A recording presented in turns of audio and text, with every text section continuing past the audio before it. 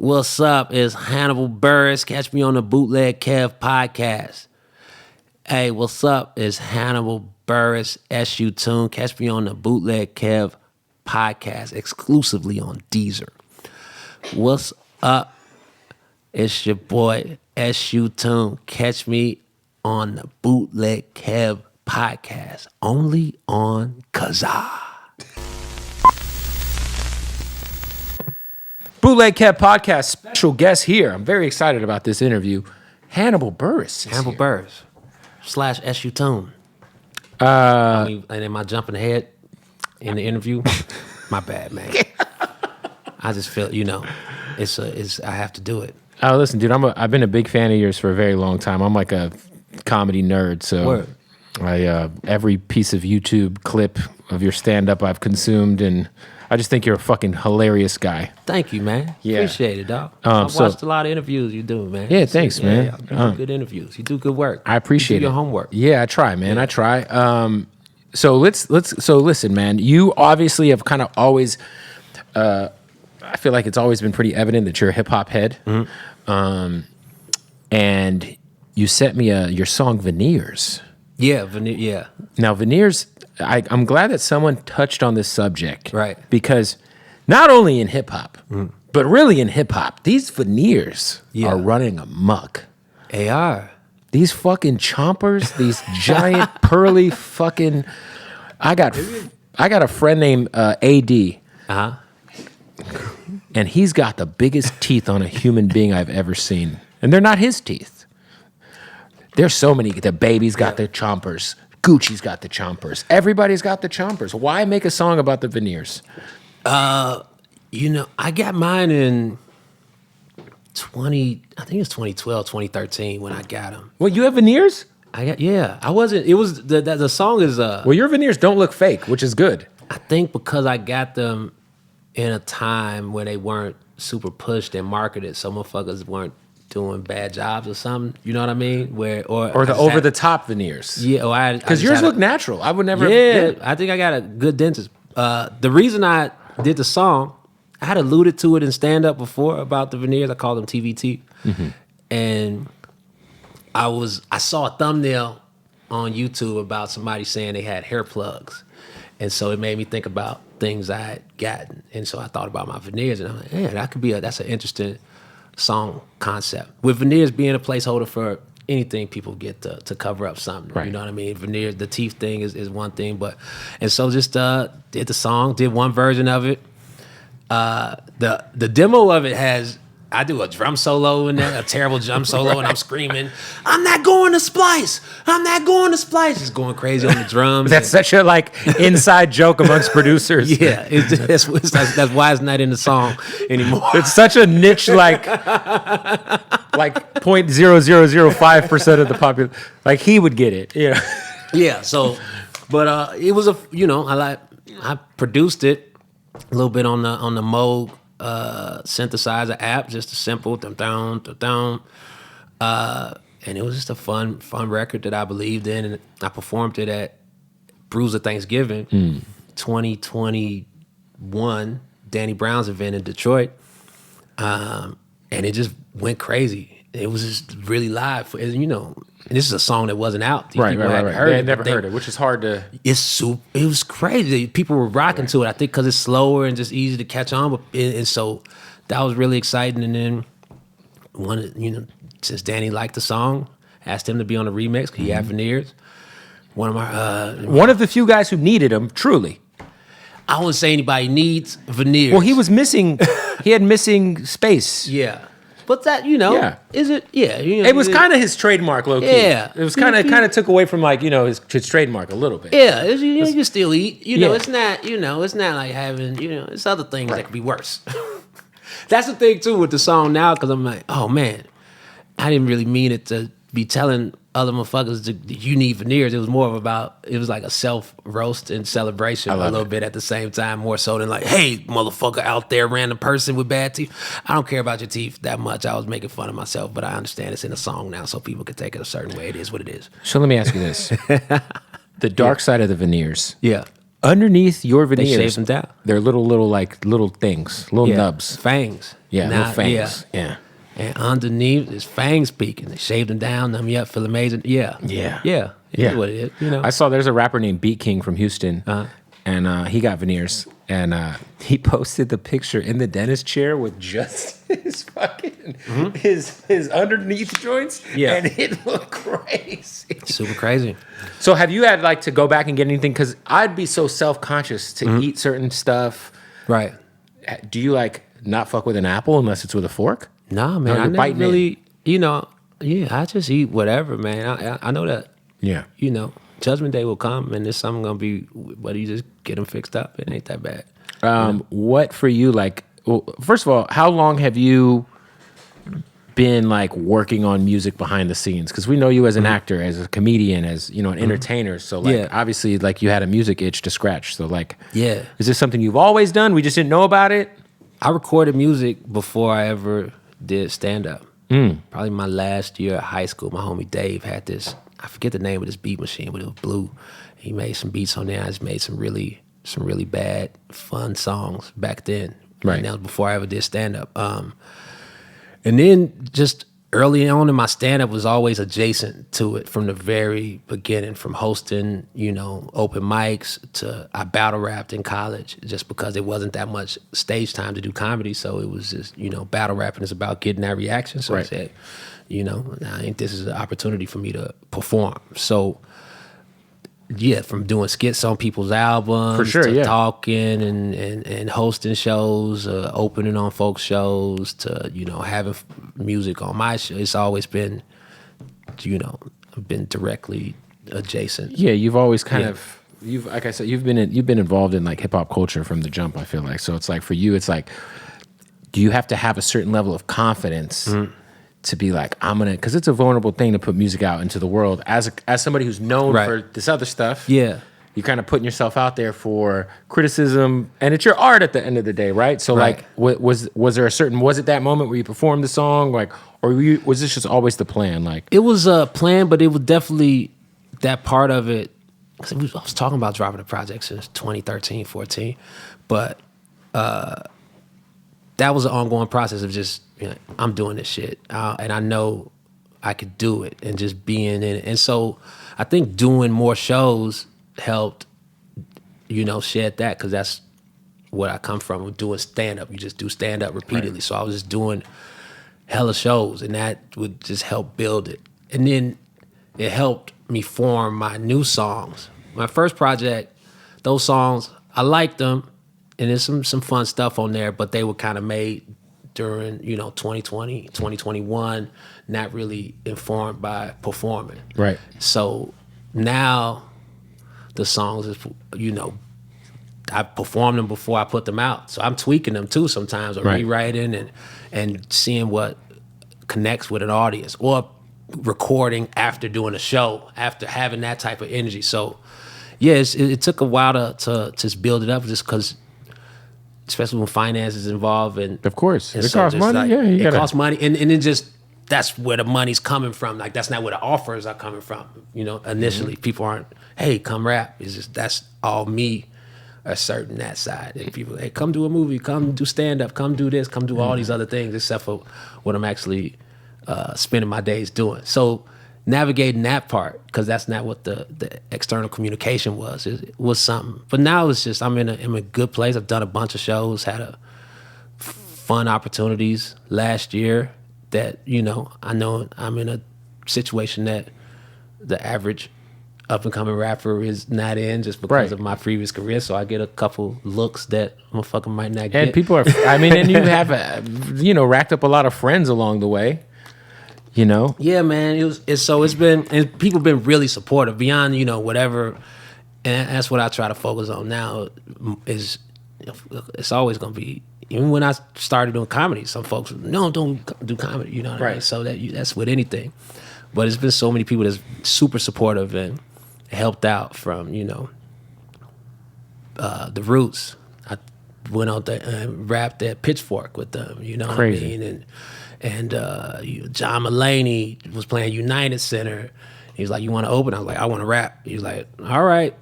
So I got to rap in United in front of a comedy audience with 12,000 people, but it's a... And they know who you are, look. you know? Yeah. They're like, oh shit, that's Hannibal. Yeah, it's Hannibal. Oh, he's rapping? All right, I guess. I guess we're here for it. I don't know, you know? And so it's been really exciting because it puts me in that mode of that I was in when I first started doing stand-up. I don't have that with stand-up now. I'll do some stand-up, but it's for the dough. Like, I'm not showing up to pop up. But I'll show up at a hip-hop open mic, and I'll rap for 11 people, you know what I'm saying? Like, it's almost like you're like, because I feel like that is a part of, like, when you always hear comedians talking about, like, the come up, going to the comedy store, doing all these open mics, trying to do 5 shows in one night to work on your material. Yeah. It feels like one of those times in your life where you probably reflect on and be like, man, that energy I had when I was just trying to make it. Yeah, it's similar. It's similar now. It's that feeling now because it's a lot of different possibilities and you know, it's a different conversation with the audience through the music. It's similar, it's communication, but it's a different, you know, conversation. It's a different structure to it. The beats can guide you a little bit, and it's been cool, man. And the records is getting better, and the show is getting better, and we learning, and releasing music doing music is a skill. You grow at that. Releasing music is a skill too in itself, and so I'm learning that part of it, like how to drop music and so just all of the growth and excitement. I'm hyped every day, man. Yeah, you said previous career, so you're done with like stand up and acting? Not done, but I ain't. You're focused on the music. I'll do comedy to cover the cost right now. That's what it really is. Your comedy career is now funding your music career. And it's just allowing me to I did University of Wisconsin Milwaukee. They booked, it was their comedy, you know, night for the semester, and so I do my shit. I had a band there. And so my recent comedy gigs, I'll just do songs at the end after doing an hour or whatever. Now, let me try this format. I'm starting off 2 songs, then I do 20 minutes of stand up, do another song in the middle, and then do like 30 minutes of stand up, and then close out 2 songs, you know. That's kind of dope. It's a fun show, man. That'd be a great show to see. It's a fun show, and it keeps it lively for me, and that's so I enjoy doing stand up in that scenario with the band playing under, and it's just creating a whole vibe. Last year, I'm doing music mode, and I was turning down a lot of shit with stand up. Like, no, I'm trying to rap. And like, we don't know about you. Like, all right, pass. And so now I figure out how you do both. How to finagle it. Like, I just, you know, once I'm in a dough, you ain't gonna pull me out the stage anyway for rapping. Yeah, like I'm on stage already. So it's not to tell.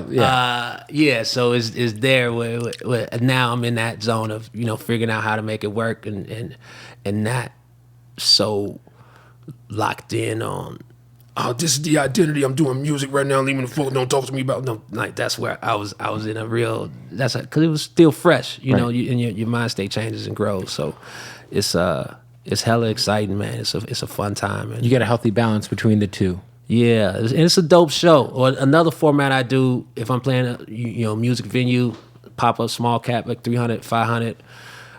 I have an opener. Then I do stand up. Then I'll have the band jam or a music opener or 2, 15, 20 minutes. And you come back out. I come back out, do the music. And so then I'm warmed up because I already done some stand-up, so I'm loose too, you know what I mean? So, and it's a separate set, change fits or something, throw on some shit, you know what I mean? Like make it a whole different thing. So it's been cool to kind of figure out the live experience. I really care about the live show and making the shit dope and on point. And you know, when motherfuckers come out the house to see you, it's a very important thing. So there's been times where I didn't, you know, nail it, or I was, you know, phoning it in on shit. And so now I really cherish the live experience and how to make it really dope. I always say that like the hardest, like probably bravest thing anybody can do is just fucking go on stage and try to do stand up, because your job is literally like the feedback is instant. You know whether or not you're good because people aren't there to fake a laugh, and they're not there they want to laugh. People are there to laugh. So if you bomb, it's like, it's got to be just, I don't know, man. I mean, how do you compare that to getting comfortable on stage as a rapper? Because you're already comfortable on stage. Like, this is kind of what you do. So with the rapping, you could do a lot on your own. I think you can, if you really are being about it, you can really improve your stage show as a musician. You can take leaps and bounds over the course of 3 months. You know what I mean? Right. Like, just huge leaps. Yeah, you can take huge leaps in 3 months as far as your music show. Stand up, I don't know if you take the same leaps just because it comes through the reps. It comes through, life experience. It comes from sitting back, and then you get better. Or, you know what I mean?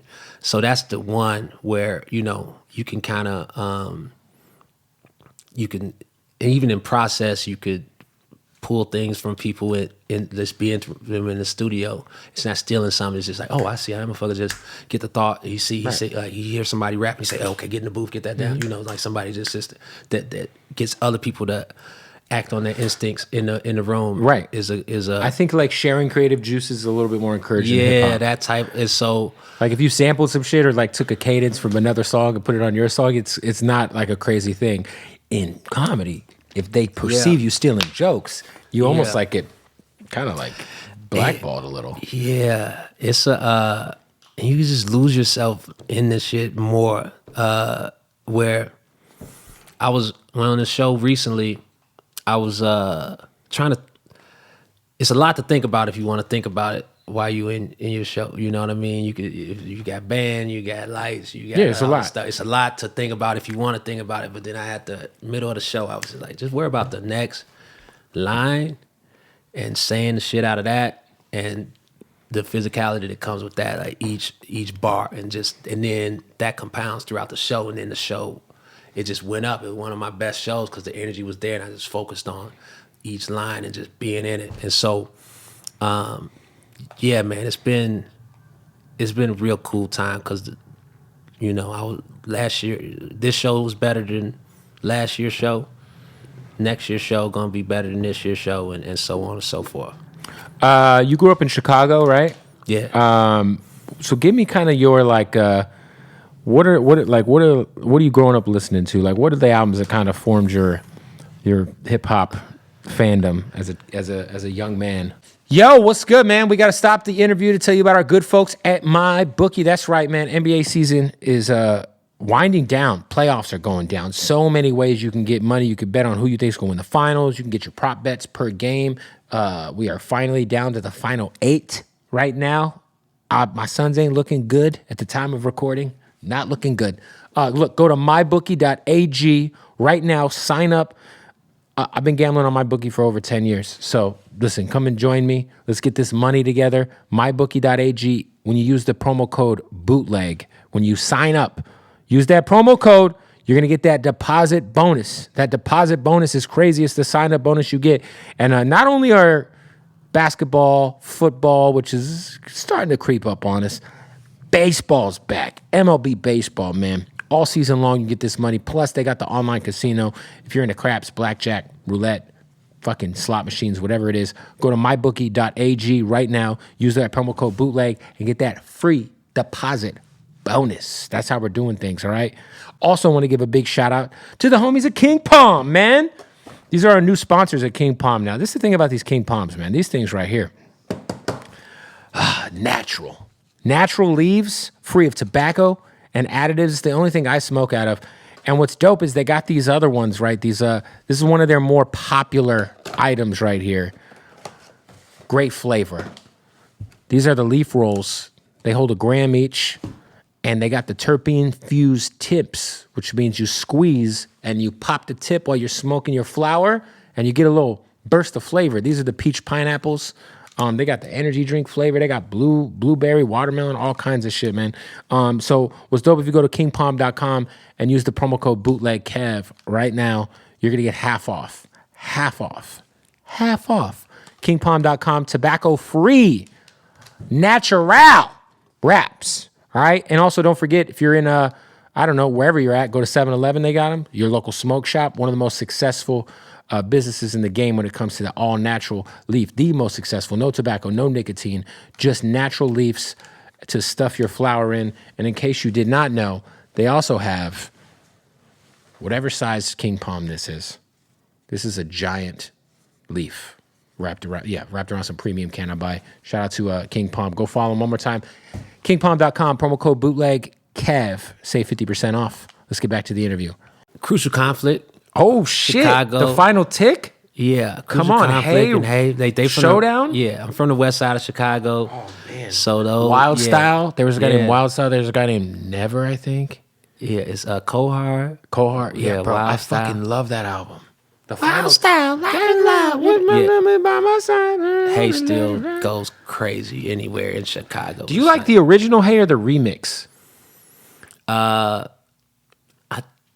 like the original, but it might be So there's just like a remix. exposure. So it's but I remember the remix. There was like a remix that I'm probably the only person on earth who likes the Hey remix more than the original, because I found the Hey remix first on like one of those fucking singles you used to be able to buy at like the warehouse or Yeah. So I only had the remix, and then I got the album, and the original was like a little slower. Yeah. And I was like, I already thought that the remix was Once the your original. brain You is know what I set, mean? Yeah. So I hear the original, and it's just like, hey. Yeah. The remix is like, hey now, we smoking on hey in the middle. That shit's a fucking. Anyway, continue. That's how I am with California Love. There's the remix with the doo doo doo. Yeah. Doo doo doo doo. But the more popular one is I'm always Going confused. off a little? I'm like, what? This is the better one. But I guess it's a matter of taste. Yeah. It's all subjective, man. Do or Die. Fucking man, listen. Yeah. Do or Die. Po Pimpin'. I love Do or Die. And juke music, man. Juke music. Not on the rap, but that's just the production of juke music is a big influence. I produce sometimes too, so my track. But I was at the airport is kind of that faster paced, chaotic, one sample, one That was repeated. was that big in Chicago? Yeah, that was just always, if you go to a party in high school, they'll play all juke songs for about 2 hours and then one slow song at the end of the party. What was the name of the Do or Die album where it was a penny? Was it Picture This? Was that the name of that album? Yeah. The Do or Die album, it was a penny. Like the CD itself, when you took it out, I think it was called Picture This. I could be wrong. I don't even remember. But that's the one that had Po Pimpin' on it. Okay. Oh, man. I like Still Po Pimpin' is a dope remix too. Like a dope. That was They even had like a little, they had a song, what was the song that they had like maybe like in 2007, 8? They had some shit, man. Shout out to them. I remember when they had there was like the Crucial Conflict, like super subliminal beef going on with Bone Thugs. Oh yeah. Yeah, they would be. Dude, I had that track with Ye, Higher. When you hear this song, you know it's on. There was a lot of random Chicago artists in the Kanye initial like wave that I checked out just because they had Ye beats. Bump J. No, Bump J for sure. There was another dude. There was like one dude who was he white or was he not white? There was like, I forget. I wish David was here. He would tell me. But we would always just like go on fucking Napster and just find random Kanye production and be like, who the fuck's this guy? Yeah. But yeah, man. So how old are you? 40. Okay, so I'm 36. Okay. So I'm like right behind you. But my cousins and I got put on a Crucial Conflict when I was like 8. In Chicago, did you guys ever get the Brother Lynch shit? Did that ever reach you over there? What is that? Brother Lynch Hung? Oh, man. Brother Lynch Hung was like peak wild horrorcore rap. Yeah. Like crazy. What year? I probably, when I was like 7 or 8, got my first Brother Lynch Hung CD, and I actually believed him. So like he's on this fucking album, and he's talking about like cannibalism, eating babies and shit. It's crazy. Oh, damn. He's signed to Tech 9 now, which makes sense, but yo, it's crazy. It's like some Sacramento like wild shit. So I just didn't know if like, because the Chicago shit hit me. I didn't know if the West Coast underground like underbelly horrorcore rap. Was he flowing though? Or was he? He could rap his ass off. Okay. Because that's the thing. Like, was he flowing? Like, my mother just like saying that shit. I gotta play you a Brother Lynch song. And he's just saying it and then letting the beat breathe, and then you just, it's like, No, Brother Lynch Hung. He has an album called Season of the Sickness. This is the album. Hold on. What's the fucking song where he's talking about?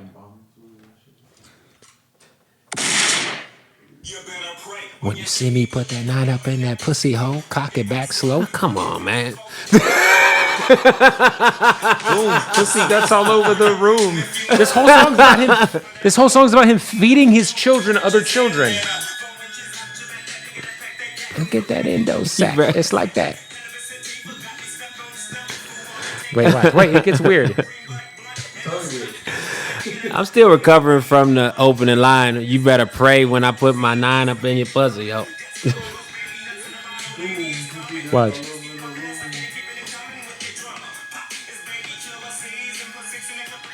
And watch them baby brains drip out their fetus.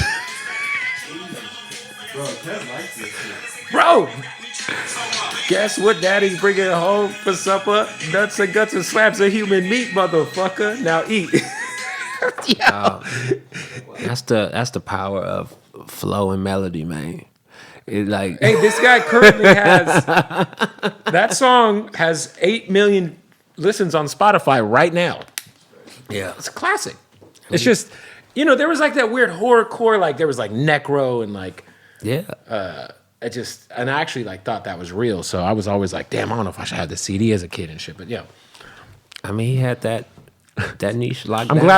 glad I could educate you on Brother Lynch Hung. Yeah, I'm about to. Yeah.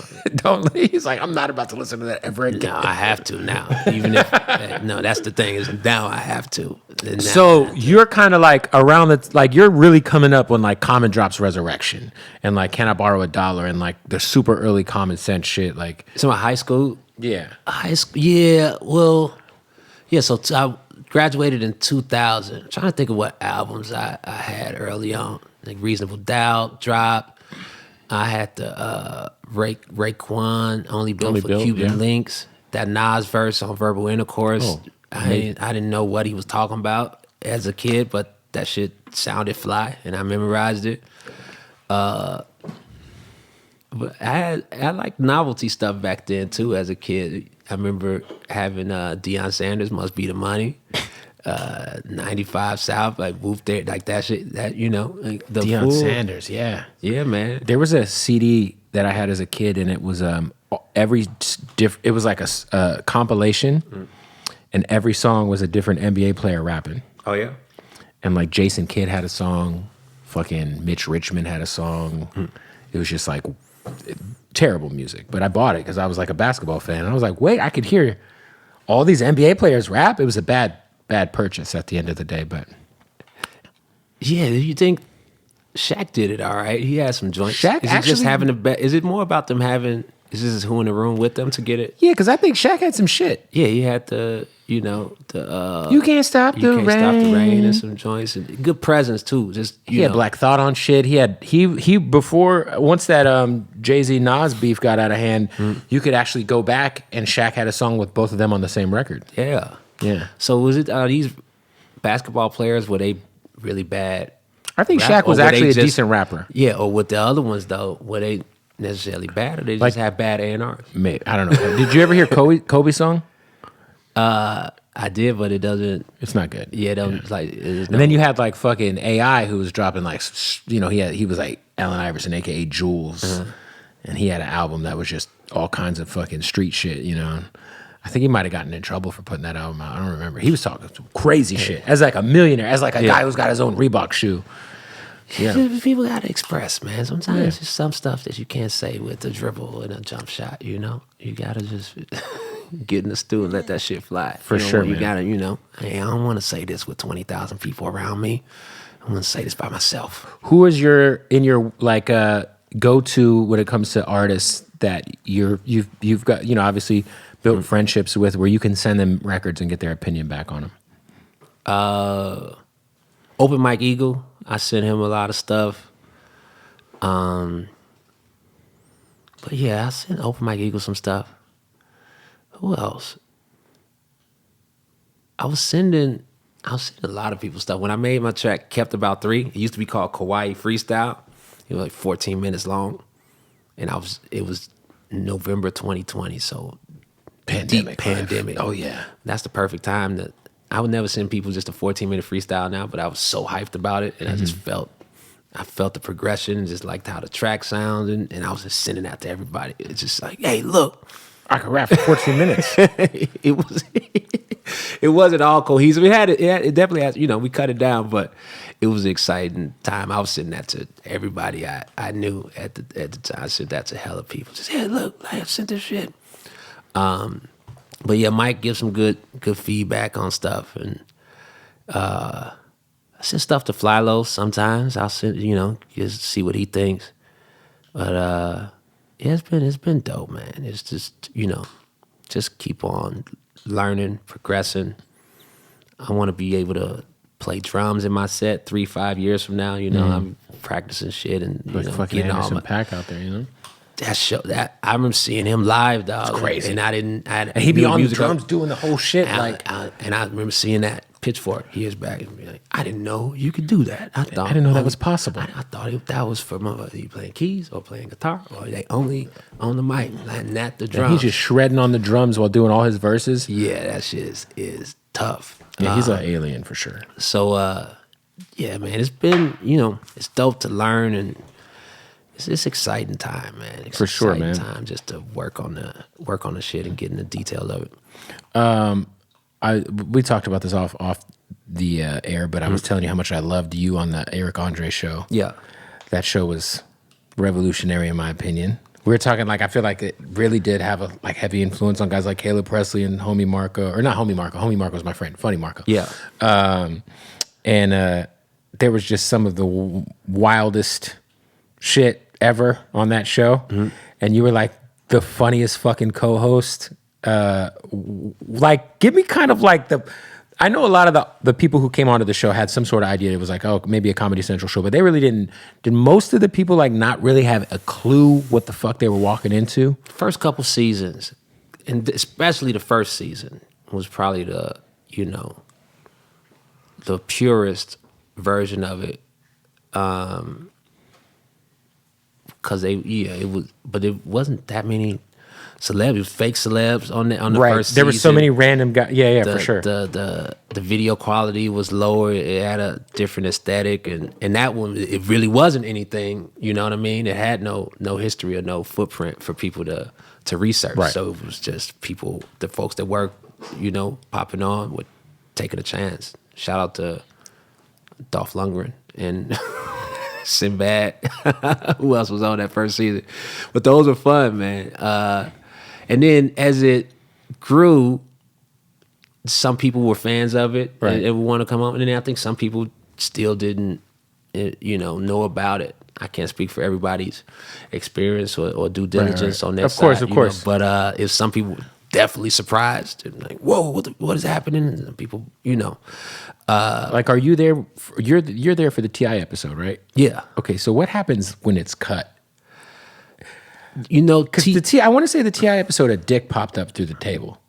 I'm not sure. I know it was like some stuff from the. There was something from the floor, and then I think that he was talking about taking a boner pill, and then a fucking dildo just shot up through the desk. And so I'm just wondering, once it's over, how awkward is the hey man, or is it like, yo, fuck y'all? I mean, I saw him at other stuff after that, but yeah, I didn't socialize too much after. Or was it ever a point where we didn't see a lot of the crazy shit, because people were really mad? Or did anybody ever get really mad? Because there were some wild situations. Who got mad? I think maybe one chick puked, Lauren Conrad. Yeah, Lauren Conrad, maybe Lou Ferrigno or something seemed upset. Yeah, it didn't. It's yeah, it was. It's been a minute too. That's why I'm trying to. Yeah, it's just the last full season I did was 2015. You know what I mean? When they had these versions of you after that, which was fucking hilarious. Yeah, they did. They do good with story and just having the clones and stuff like that. But for the final season, well, not the final season. For my final season, I only worked one day. That was in 2019. It's a well-made show. The editing, the chaos. The editors really they kill it. No, it's all about the editing. The editing, and they do really good at cutting cutting We'll the be right moments and back. just making, so it'll be stuff, since I'm not in that edit, it'll be things I forgot about sometimes, and I'm watching, oh, I didn't expect y'all to do that. But yeah, it was some good times, man. Speaking of T.I., Yeah. you guys are kind of reversing here, right? He's a rapper Yeah, trying to get into comedy, right. and you're a comedian, a perceived comedian. You've always done music, but you're Sure. a comedian getting into being a hip hop artist. Yeah. What do you think about T.I.? Because I've seen him starting to like pop up and do like more open mics and stuff. I know he was kind of like in the beginning, there was a lot of these unsaid like comedian rules that he was breaking that I'm sure he didn't know about. But I know he was getting a lot of hell amongst the community of stand-up snobs. But like, what do you think about Tip? And have you got to see him live at all? I haven't got to see him live. It's a tougher jump, man. You know what I mean? To take away the beats. And those, those, and then you also kind of, while you're doing stand-up, you're fighting against those memories in the crowd head. You know what I mean? It's a tougher jump.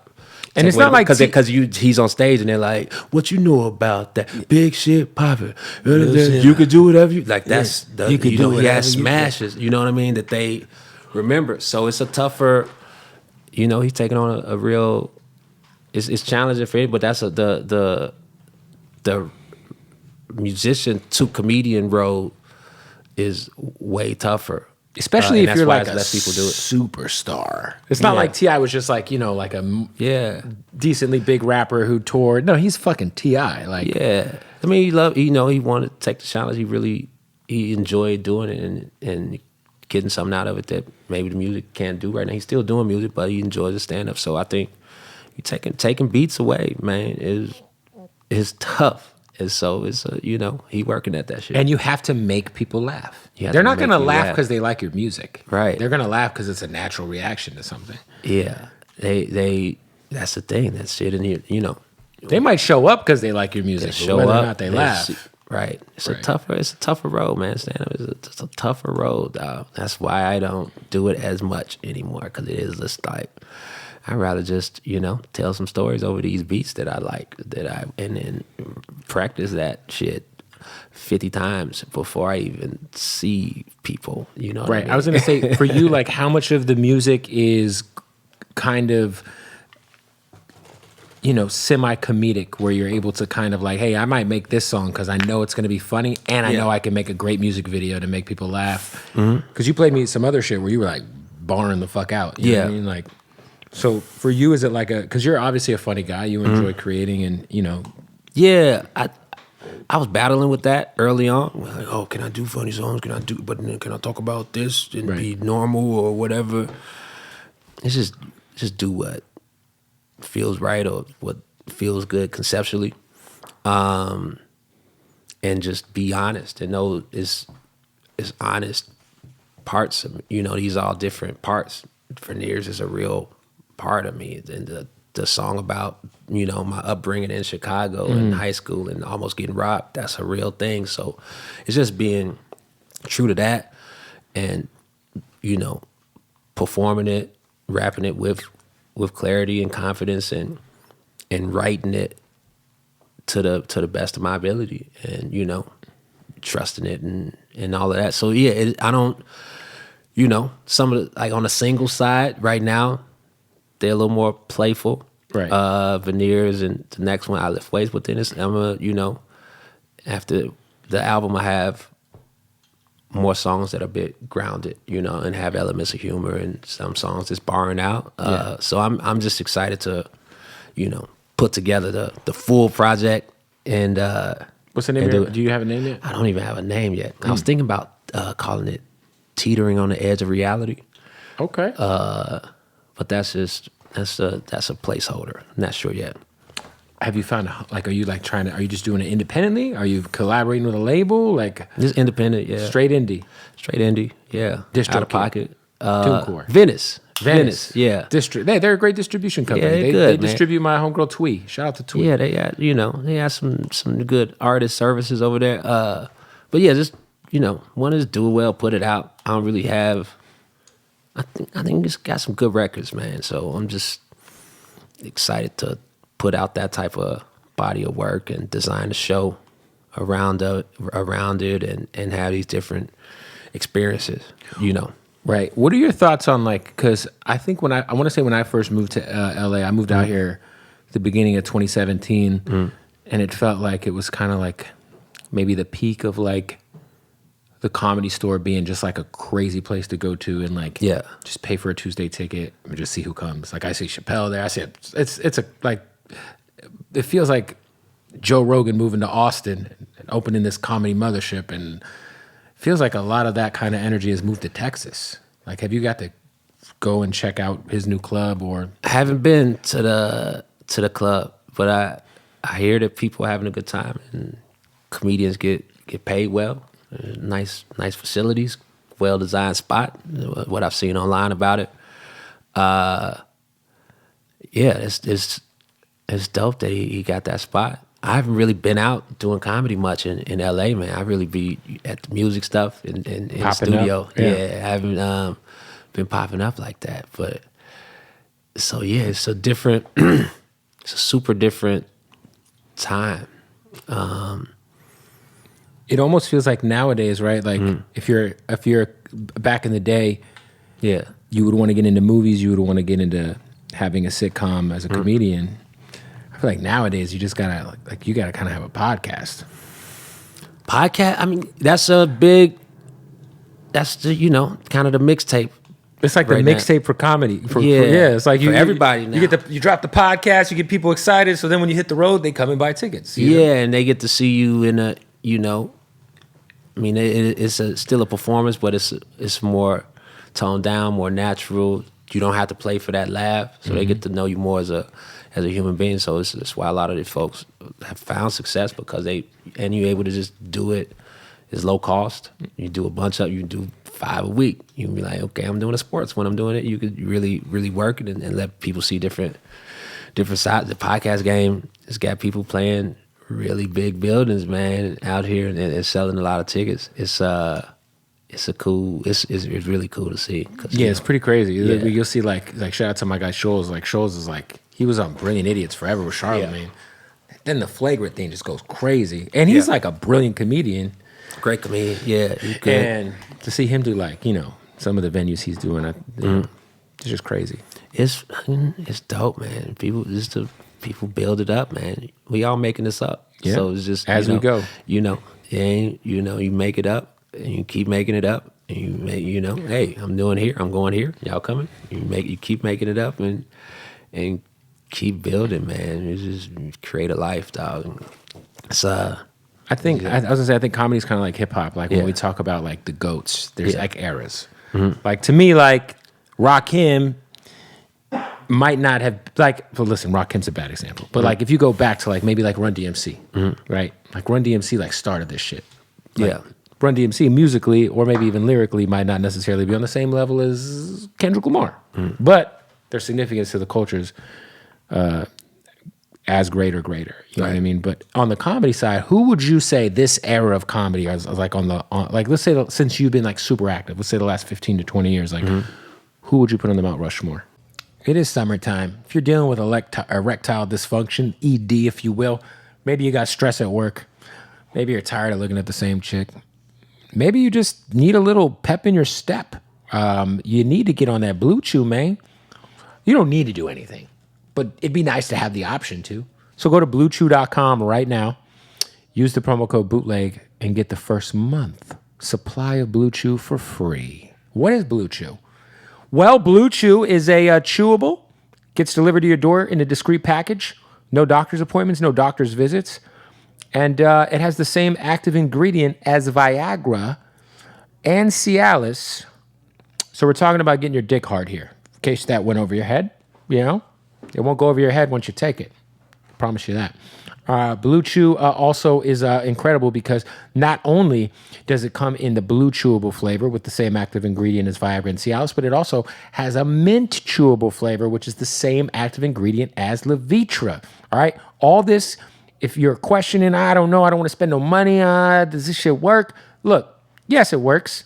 And you don't have to spend money if you use the promo code Bootleg at BlueChew.com because it's going to get delivered right to your house. They're going to give you a month's supply for free. You just got to pay $5 shipping. That's it. The Blue Chew's coming to your house. No awkward doctor's appointments. No awkward doctor's visits. It's all online. BlueChew.com. Thank me later. What's up, guys? Hey, if you are watching this and it's April 20th, 420, I'm going to be hanging out at Hardin today. That's right. Put the flyer up, LaRock. I'll be at Hardin hanging out all day today. The craziest, most just luxurious, illest dispensary in the world, located right in Las Vegas, Nevada. Now, Hardin Las Vegas, they are our family. They sponsor the podcast. I love those guys dearly. And when I say that it is the best place I've ever walked into to buy premium cannabis, I'm not lying. Best customer service, best bud tenders, best bud to put in your King Palm. And just overall, man, just a great experience. So what y'all need to do is go follow them online. Hardin_Las Vegas. Follow them on the gram. We got a lot of dope stuff in the works. They actually just opened a fire podcast studio, so we're going to be doing a lot of content in Vegas. Live from Hardin. They also just dropped a fucking tennis shoe with Fila. They got dope fly gear. Man, premium cannabis. The best selection. Culture. Sniff. You walk in there, man, listen, they got, I'm not even lying to y'all. Hardin has their own signature scent, and it smells good. I keep a bottle of it in my car. Literally. Maybe twice a day I spray that. Whoosh, get that Hardin whiff. It smells amazing. So look, make sure you go to Hardin. If you're in Vegas, get in that Uber. Get in that cab as soon as you touch down. Say, take me to Hardin. The taxi drivers, the Uber drivers, they know exactly where it is because it's the hottest spot in Vegas. They're going to take you straight there. You're going to tell them I sent you.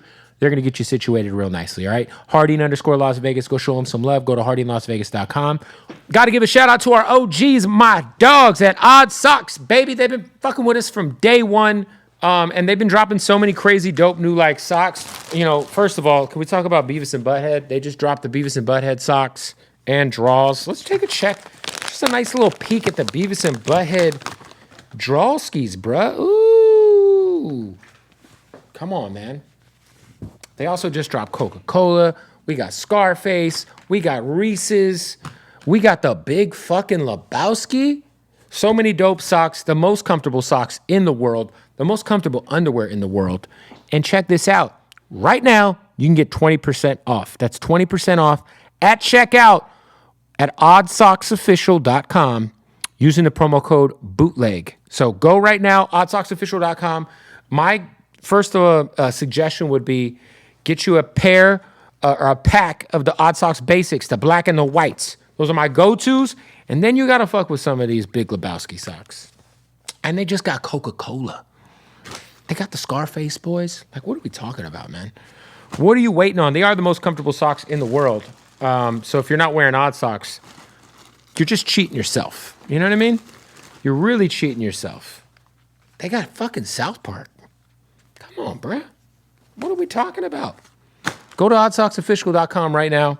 Use the promo code Bootleg. Save 20% off at checkout on the most comfortable socks in the world.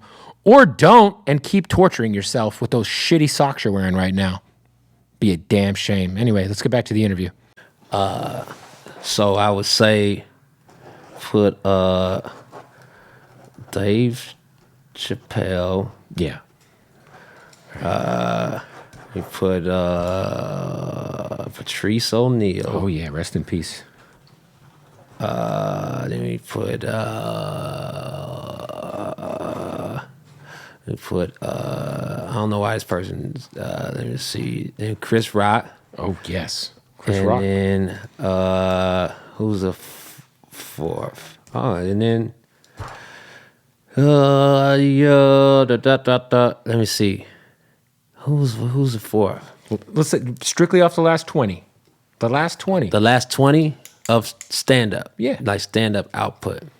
So you talking about, okay, so that's 2003 to now. Got one more slot.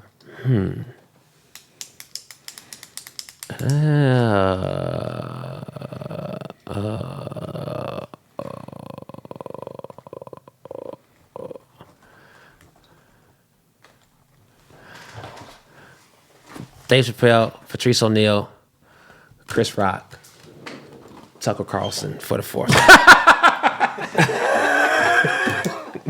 Tucker Carlson. My goodness. Yeah, that's for the house. I like it. So this is going to be something. We're going to need you to sign that. We're going to frame it. We're going to put it right on the set. Oh, you know. Yep. There we go. There it is. There it is. Yep. You know what's crazy is like the Tucker Carlson shit is like, I just remember back in the day, like Jon Stewart roasting him with his little fucking bow tie on, like, I think he was on CNN then. And like, it's just, he's a goof for sure. Yeah. I don't even, and I don't, you don't have to tell me. I don't even know exactly what happened. I just know they were like, Tucker Carlson's out. It's crazy because it happened the same day that Don Lemon got fired. Okay. Yeah. I was watching Roy Wood Jr., the correspondent. He killed it. Oh, yeah, he killed it. But there was a few things that I was just finding out from him. From his He's like, wait a minute, let me, what am I missing? I don't get the joke. Even the NFT, the Clarence Thomas joke was really funny, but I didn't know that situation was going on. It was just, I was finding out a lot of news. He did his thing on there. He used to, I want to say, did he used to do prank calls back in the day? He used to do prank calls back. That's how he started in '99. I want to say I had like a CD of his prank calls. His prank calls were fucking epic. That's how he built his following initially. He's out of Birmingham. Yeah. Roy's dope, man. Yeah, Roy's super dope, man. Yeah. For you, man, like, is there any of the up and coming artists or current artists in hip hop that you like inspired by? I know we just had Corday's manager here. You were in his videos. Is there anybody who's like, you know, kind of in that era of music that you actually like? Because a lot of this shit is terrible. It's a lot of good stuff. There's a lot of good stuff. There's a lot of good stuff out there. You know, it's more on the R&B, but I just heard it the other day. You know Jordan Ward? I've heard the name. I haven't. He got some good tracks, man. His album, one of the songs popped up on my Discover, and then I listened to the rest of the album. But it sounds good, well produced. Lido, who's a really dope producer, produced a lot of it. Smino got a crazy flow. Smino's fire. His flow is crazy, and love Smino. I mean, who else is newer that? I'm trying to think of folks, man. No, Smino's fire. Yeah. That's like that flow. It's just one of those things where like I don't know how that's happening. It's some people you like that's dope, but then there's some people I don't understand how that's happening. Right. You know? Yeah. Have you take me back as somebody who had high interest in comedy, high interest in music. How dope was it? Like, was there when the XXL cover came out with Dave Chappelle, Dead Prez? I want to say Kanye was on there, Talib Kweli was on there.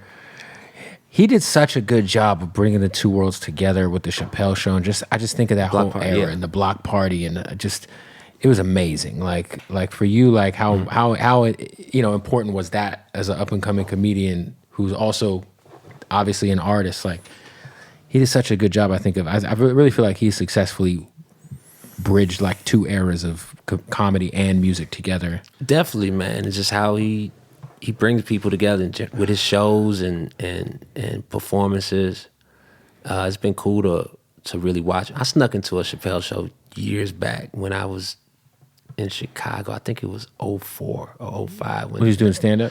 Yeah, at the height of Chappelle show, Congress Theater. And I ain't have money for a ticket. I tried to like go in and be like, I'm a comedian. And like, that doesn't No one cares. Nobody cares. And so I just started looking around the building, just found an open door. Got in. And so it was, that was wild. And then years later, do a lot of shows with him. It made it super surreal. Like, damn, I used to sneak in your shit. He's super cool too. Yeah. I got really high with him once. It was actually at Corday's album release party. It was me, Dave Chappelle, and the guy who played Steve Urkel. Jaleel White. Yeah. And I was like, this is what is happening right now? Yeah, man. If someone told me as a 12-year-old I'd be in a fucking joint circle with Dave Chappelle and Steve Urkel. I had a Steve Urkel toy as a kid. Like I pulled it. Did I do that? Like, Yeah. it's crazy, man. Life is made up, man. Stuff be happening. Yeah. When do you plan on putting out this album, man? July, targeting July 21st. And then I'm doing SOBs June 14th. Hey, that's a big deal for any up and coming hip hop artist to do an SOB show. I'm hyped about it, man. Just to, I've performed there years back, 10 years ago, shit, with Chance, actually. I did stand up before Chance. Acid Rap? 2013, yeah. I just celebrated the birthday of that. So shout out to Chance. Yeah. And so I'm hyped to do the SOBs, man. You're headlining. Headlining. I'm gonna do the stand up and music set. So I'll do stand up at the beginning, special guests and stuff. And who's opening for you, a comedian or an artist? I think I'm gonna have one comedian, one artist. Maybe a couple artists. Probably have my guy Halle Supreme. He's a dope singer. He produced one of my track, Knee Brace, and this other track, Paradox, on my project. And so he's amazing performer. He giving me little tips in the studio where he'll say, "Hey, you gotta smile while you're recording. They can hear it. They can hear it through the mic. They can hear it through the mic." And so I'll do a take, and we sound it. And sometimes I'll be doing a take, and then it'll sound flat, and then I'll recut and smile, and it'll sound completely different. They can. That's true. Yeah. That's that's like the little shit like that. Like, yeah. That you kind of know from being in the studio so much. He'll stand in front of you, be like, "Hey, man." Like doing warm up shit, and so it's always just dope to learn from folks. There's always something to learn from and improve as far as the apply studio to the, and show, man. So yeah, it's gonna be, and I'm the show gonna be on point. SOBs, when's the date? SOBs June 14th. You gonna do anything in LA? I'm gonna do something. I'm supposed to do the Moroccan. It might be in the fall. But I'm in LA. I don't have anything set, but I'll do something in LA soon. Probably around the album drop. That'd be dope. Yeah.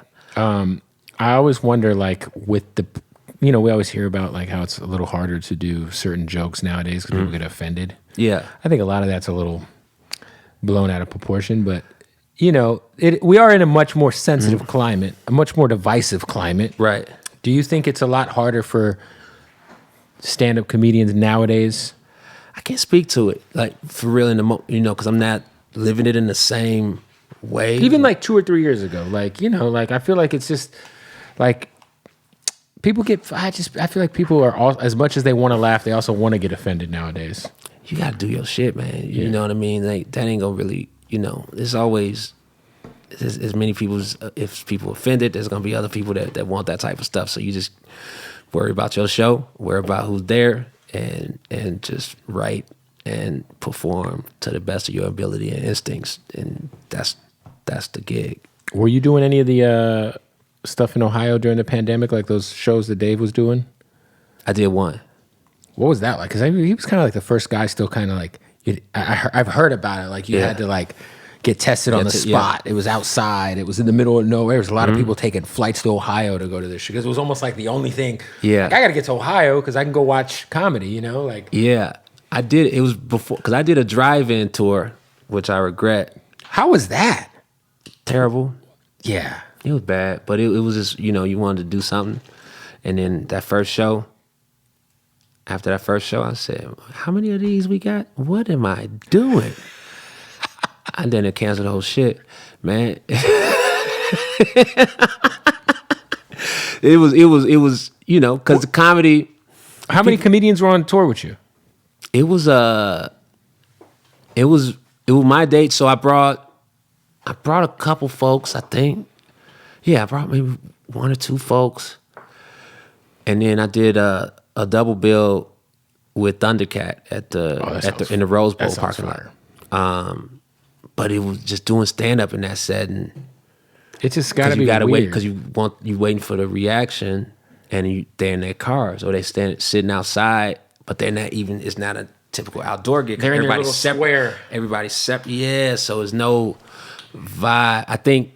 I'll hopefully never have to do something like that again, but I know how I'd approach it now. You would do that, and if I had to do stand up in that setting again, I would do it in tandem with somebody because Right. then you can bounce off of each other on stage, or I would be doing music, which it was weird. The Cleveland show was the first show of the tour. It was by Interstate.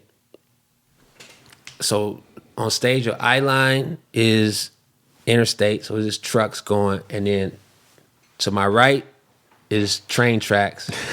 Jesus. And then the train got really active during my set. Oh, and that had to and so suck. then it was just so much going on. And this is my first Probably your first time doing stand-up in a while? time doing stand-up in a while. And I just, I think maybe a day or two before, I found out my daughter was going to be born, but I did not want to talk about it there. Right. In this this so parking that's lot? really what's on my mind. Yeah. And then I got these other, so I wasn't really able to give a honest show or a focus show because I see a FedEx truck You see going, trucks and then the trains keep train. on going, but then they were all in the car, so they got perfect audio of me just bitching about the train. So it's not the same as when there's a heckler or something Right, and right, everybody's like, this motherfucker's loud. Yeah. And you roast them and everybody, my experience on stage was completely separated from the experience of in the audience car. in the car. So it just made it was a weird gig, man. It was a weird gig. I'll never forget it. But some of them got better over time. How many did you do? I think we did maybe 6 or 7. Yeah, because the Burt Kreischer guy, I think he did I think he kind of did that Yeah. the whole time. Like he was just. It's doable. I'm not saying it's definitely not. It's not the preferred. Yeah, it's doable, stand-up. and it's not. It got better towards the end once we figured Once out. you kind of get the we figured out what this is the vibe. Okay, this is it. This is how I'm gonna feel on stage. I had this bit that we were doing. I was like, since we're doing drive-ins, I make this character called Carshmello. It's a DJ character, same sort of Marshmello. aesthetic as Marshmello, but only playing songs about driving. So Cruising by Smokey Robinson, Right. all these drive slow. That's his whole playlist. And we made a costume for the character and everything. And I'm thinking this shit's about to go crazy at the first show. And it was like, oh no, they not really fucking with Carshmello like that. I had a designer for this. And she done glued a bunch of Matchbox cars to a jumpsuit and this whole You had thing. the whole fucking suit, costume, everything. Yeah, and then it was like, okay, we have to figure out how to introduce Carshmello better in these other cities. It's like, okay, Carshmello needs a hype man. It can't just be out there on its own and shit. But Right. it was experiment. It was fun, but those gigs, man, they were something. Yeah. They were something, dog. Yeah. I can imagine. So what was the Chappelle setting like, obviously, during the pandemic? Because you said you only did one of them, right? I did one of them, and that was right before though. So it was. I remember. I specifically remember being backstage, and I hadn't been anywhere in a minute, and especially not a show. And so I remember they had maybe some Jolly Ranchers or something, some type, and I was like, oh yeah, there do be snacks and shit down at backstage. I forget. Like I don't even remember anymore. Yeah, it was like, oh yeah, sometimes you do go backstage and they got Yeah, all that. everyone's got access to the same bowl, so let me put this Jolly Rancher in some sanitizer before I open it. And so I had a good set, man, but it was definitely, I remember not feeling fully socialized yet. Right. Like I remember being It's such a weird time, man. yeah, being in a room and kind of like, hey, what's up, y'all? Hey, good to see you. You good? You got a runny nose? And just not, it was, it felt off. It was a lot of little stuff You guys catch it yet? from that time. I remember a couple months in, I was dropping off a Turo car that I was renting out here, and then I was running late, and I wanted to get it washed before I dropped it back off. And I was like, "Hey man, I'm running late. I got to stop at the car wash." He's like, "No, don't worry about it." And I said, "Nah, dog," because I hadn't had nothing to do so long. I was like, I want to go to the car wash. Don't take this from me. You're not taking this errand from me, dog. I'm going to the car wash. And then the car wash hits differently when you ain't been doing shit. For That's sure. just a whole production. It's the car started moving, water. I was like, oh, damn, this nice. shit is fire, dog. This the car wash after you've been in the crib on pandemic mode for me, the car wash hit like Especially if you're high. If you're high in a car wash, that shit is like, if you really like, it's a trip. Man, it made me just appreciate it. I was like, damn, this car wash is fire, dog. Like, what can I take away from this car wash apply to my show?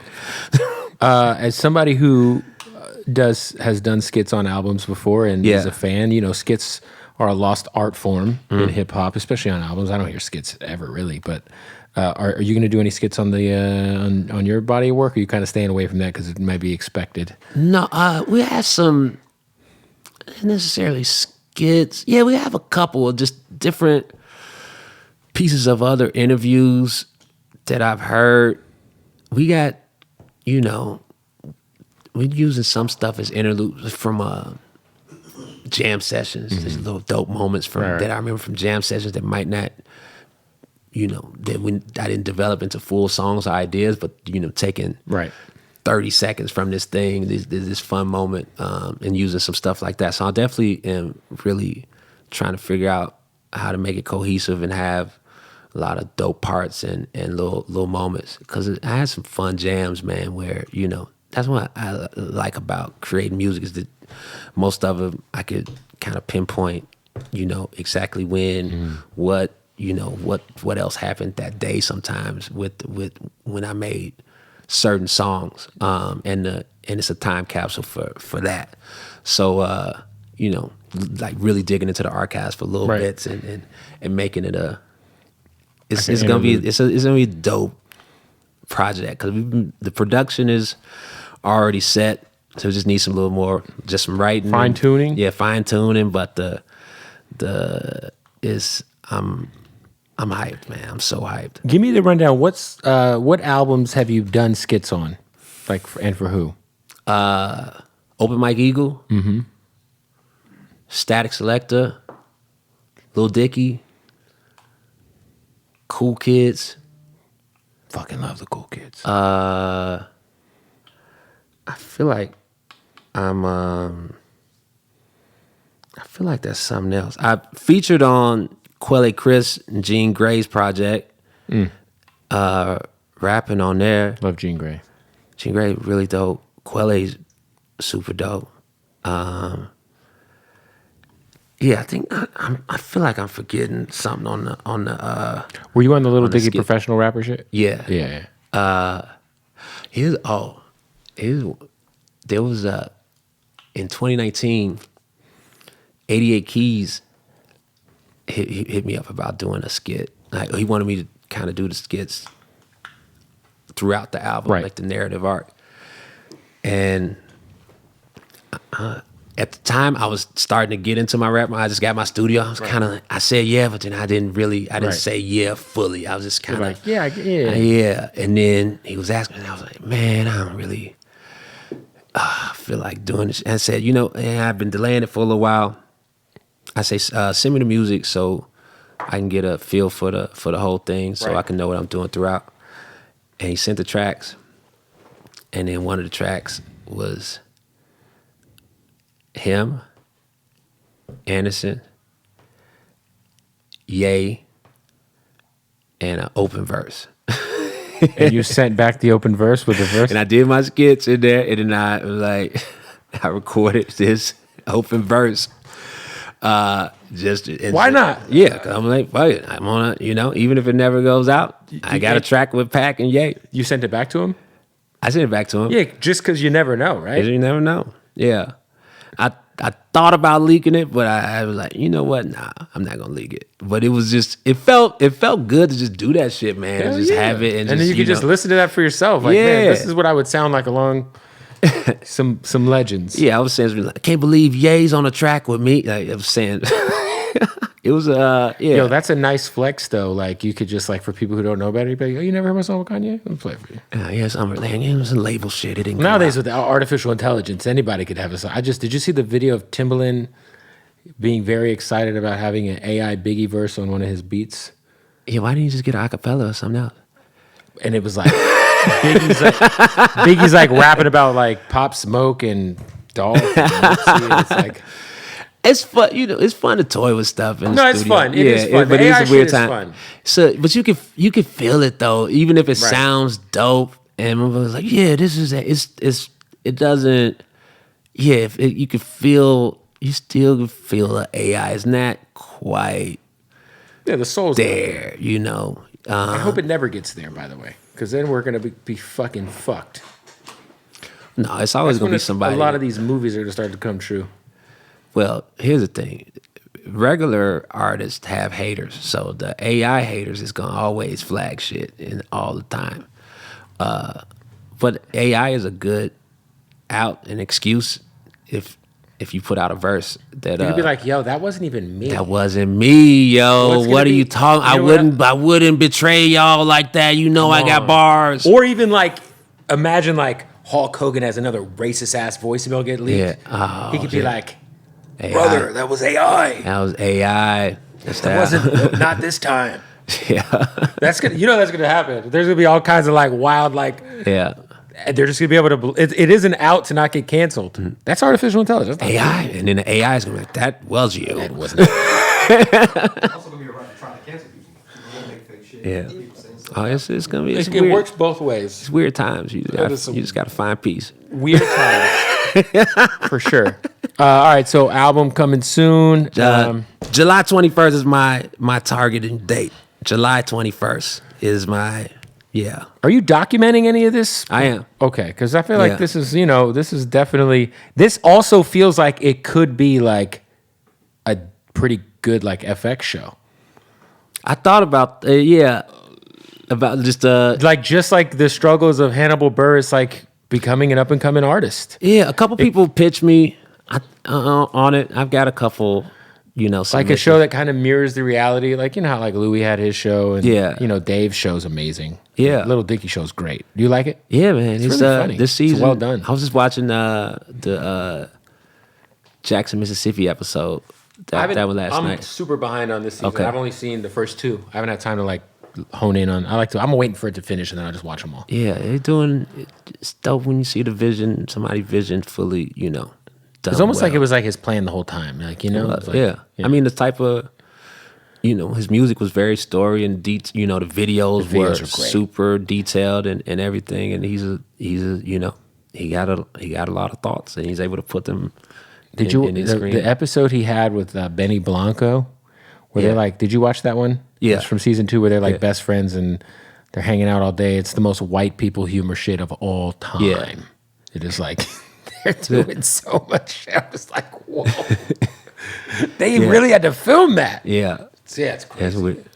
Yeah. Well, so album, hopefully, you say July, right? July 21st is the. Oh, that's the date. That's the date. Okay. That's the date. But you know how albums work. But July 21st, because I got a hold on a venue for New York, another venue. So that's where July 21st. That's an exclusive, man.